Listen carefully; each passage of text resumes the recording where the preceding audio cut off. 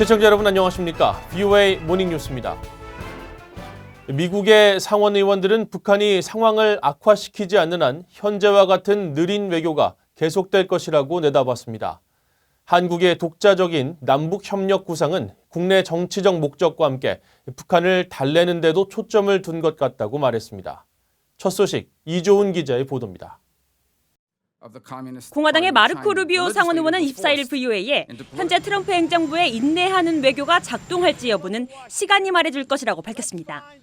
다만 북한 김정은 위원장이 더 이상 인내하지 못하고 상황을 고조시킬 필요가 있다고 결정하는 시점이 올 수도 있다며 그런 상황은 미국이 통제하지 않는다고 말했습니다. 그러면서 당장 급한 건 북한이 핵보유국이 되지 않도록 하는 것이라고 강조했습니다.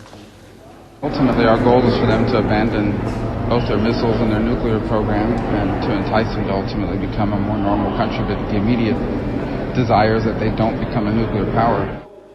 군사회의 소속의 릭스코드 의원은 북한이 핵 개발을 계속하고 대미 압박 발언을 지속하고 있기 때문에 트럼프 행정부가 느리고 인내하며 꾸준한 외교 기조를 보인다고 분석했습니다.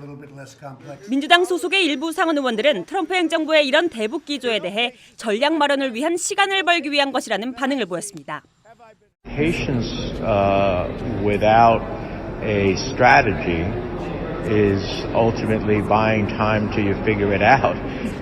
Patience with a strategy that is being pursued ultimately, strategic value. 외교위 소속의 크리스 머피 의원은 북한이 핵무기로 미국 본토에 접근하려고 하는 걸 막으려고 할 때는 어느 정도 긴급하게 행동해야 하는데 트럼프 행정부는 그렇게 하고 있지 않는 것 같다고 비판했습니다. 한국 정부의 독자적인 남북협력 추진 구상에 대한 우려도 나왔습니다.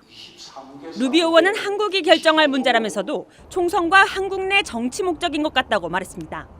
I think that ultimately that's a decision for them to make. It's an important, I imagine it's something he's doing for purposes of their upcoming elections and their domestic politics. My only argument towards that is that it would have to be done in a way that doesn't undermine the efforts to get North Korea to abandon its nuclear program. 메넨데즈 의원은 한국 문재인 대통령이 종종 독자적인 길을 가 우려된다고 지적했습니다. 그러면서 이런 구상은 김 위원장을 달래는 데 더 초점이 있는 것 같지만 김정은은 쉽게 달래질 사람이 아니라면서 북핵 위협 저감이나 제거 목표를 위해선 미국 그리고 다른 나라들과 완전한 공조와 관여를 통하는 것이 한국에 제일 낫다고 말했습니다. VOA 뉴스 이존입니다.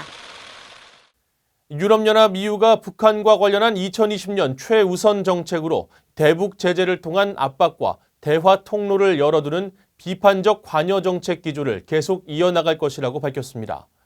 버지니아 바투 EU 외교안보정책 대변인은 27일 북한과 관련해 EU의 2020년 주요 외교 정책을 묻는 VOA의 질문에 이같이 밝히고 북한이 긴장을 고조시키고 한반도 정세를 불안하게 하며 외교적 노력을 저해하는 어떤 행동도 자제할 것을 거듭 촉구했습니다.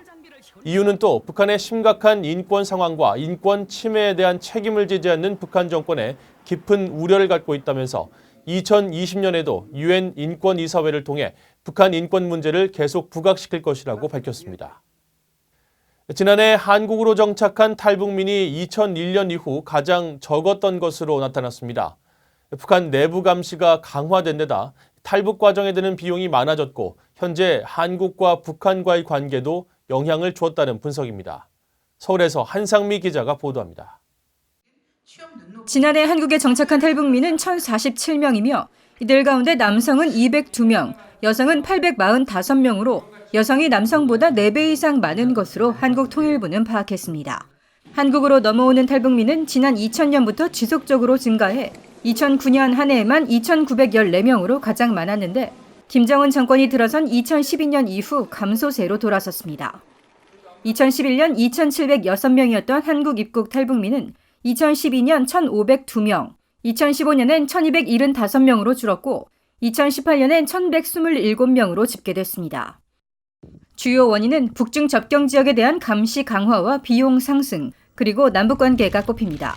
체제 유지를 위한 김정은 정권의 가혹한 탈북민 처벌로 북한 탈출이 더 어려워진 데다 지난해 남북관계에도 큰 영향을 줬다는 분석입니다. 작년에 남북 관계가 좋지가 않았고 긴장 국면이었잖아요. 그러다 보니까 어쨌든 북한 내부에서 단속을 많이 하지 않았을까요? 그러니까 체제 내부 단속을 많이 하다 보니까 국경 통제도 많이 강화하고 그러다 보니까 국경을 넘는 도강 비용도 너무 폭발적으로 증가를 하다 보니까 지난해 시진핑 중국 국가주석의 방북 이후 중국 내 탈북자에 대한 체포와 검문 검색이 크게 강화됐다는 지적도 나왔습니다. 범죄 예방 강화 등으로 일부 대도시와 기차역 등에 얼굴 인식 장치가 설치된 곳도 탈북자들의 한국행을 어렵게 하고 있습니다. 중국 자체가 공산주의다 보니까 법 강화를 하기 위해서 뭐 범죄자를 잡는다거나 이렇게 하기 위해서 했는데, 그런데 딱 걸리면 예를 들어서 이 사람이 뭐 사기꾼, 강도 이렇게 거기에 뜰 거 아니에요. 근데 안 뜨는 사람은 뭐예요? 예를 들어서 불법 체류자나 미입국자나 탈북자일 가능성밖에 없는 거잖아요. 그러니까 본의 아니게 잡히는 경우가 많고요. 최근 중국 내 우한 폐렴, 코로나 바이러스 확산도 탈북 루트에 영향을 끼치는 것으로 전해졌습니다. 하지만 북한 정권에 의한 인권 유린과 가난을 벗어나기 위해 또 자유를 찾기 위해 탈출하려는 북한인들은 여전히 많습니다. 한국에 온 탈북자는 지난해 12월 말 기준 33,523명입니다. 서울에서 VOA 뉴스 한상미입니다. 한국은 이동통신 분야에서 세계 최초로 5세대 이동통신망을 개통할 정도로 기술이 앞서고 있지만 북한은 4세대 서비스조차 시작하지 못하고 있다고 미국의 민간단체가 밝혔습니다. 북한이 남북협력을 통해 4G가 아닌 5G를 준비해야 한다는 목소리가 나오는데 쉽지는 않아 보입니다. 김영권 기자가 보도합니다. 미국의 민간단체인 5G 아메리카가 최근 전 세계 4G LTE와 5G 이동통신 기술을 사용하는 국가와 업체 현황을 발표했습니다. 1월 현재 전 세계에서 4세대 4G LTE 서비스는 667개 업체, 5세대는 52개 업체가 서비스를 제공하고 있다고 밝혔는데, 한국은 주요 업체 3곳 모두 5G 통신망을 시작해 세계 선두권에 있는 것으로 나타났습니다. 아시아 태평양 국가에서는 한국과 함께 중국, 호주, 뉴질랜드, 몰디브 등 5개 나라 10개 업체가 5G 서비스를 시작했습니다. 반면 북한은 5세대는 물론 4세대 통신망도 전무하다고 이 단체는 밝혔습니다. 북한의 손전화 이동통신은 지난 2009년부터 시작한 3세대 통신망을 아직도 유지하고 있습니다. 최근 대남 매체 통일의 메아리가 스마트폰인 지능형 손전화기 푸른 하늘에 4G LTE 수신 기능이 탑재되어 있다고 보도해 관심을 끌었지만 4G 서비스는 아직 갈 길이 멀다고 전문가들은 지적했습니다. 단말기에 4G 기능을 넣는 것과 실질적인 서비스는 차원이 다르다는 겁니다. 핸드폰이 LTE 이용폰이 쉽게 만들 수 있지만 LTE를 제공할 수 있는 그런 인프라가 다 바꿔야 되거든요. 무지무지한 투자가 들어요, 그게. 그런데 그런 정황도 제가 발견한 게 없고, 또 이제 현재 워낙 북한이 제재를 받고 있는 상황에서 그런 쪽에 시설을 투자할 만큼 여력이 있을 거라고는 전혀 생각 못 했거든요. 전문가들은 4세대나 5세대 이동통신망을 구축하려면 장비 교체 등의 엄청난 비용과 기술이 필요하다면서 남북협력이나 외부 투자가 없는 한 북한이 3세대 방식을 벗어나긴 힘들 것으로 내다봤습니다. VOA 뉴스 김영권입니다.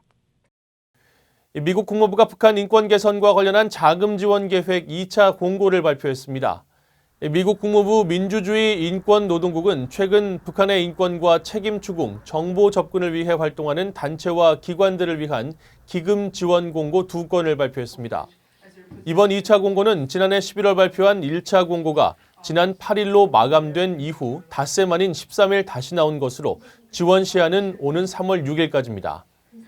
국무부는 대북 정보 유입과 북한 내부 정보 유출을 촉진하는 사업, 그리고 북한 인권 기록과 옹호 활동 사업들에 최저 75만 달러에서 최대 300만 달러를 지원할 예정이라고 밝혔습니다. 북한 고려항공이 신종 코로나 바이러스 우한 폐렴의 유입을 차단하기 위해 다음 달 10일까지 베이징 등 중국 내 노선 운항을 중단할 것으로 알려졌는데, 일부는 지난 25일에도 운항을 한 것으로 파악됐습니다. 한국 언론들은 27일 북한 관광업체 관계자를 인용해 북한과 중국 측으로부터 고려항공의 모든 중국 노선이 2월 10일까지 중단된다고 보도했습니다. 다만 VOA가 항공기의 실시간 위치 정보를 알려주는 플라이트 레이더 24를 통해 확인한 결과 화요일과 목요일, 토요일 등 주 3회 운항하는 평양발 베이징행 고려항공은 지난주 토요일 25일까지 운항한 것으로 나타났습니다. 한편 북한 주재 러시아 대사관은 앞서 24일 북한 외무성으로부터 2월 10일까지 중국 항공인 에어차이나가 북한 중국 간 항공편을 취소한다는 공지를 받았다고 전한 바 있습니다. 이상으로 VOA 모닝뉴스를 마칩니다. 시청해주신 여러분 고맙습니다.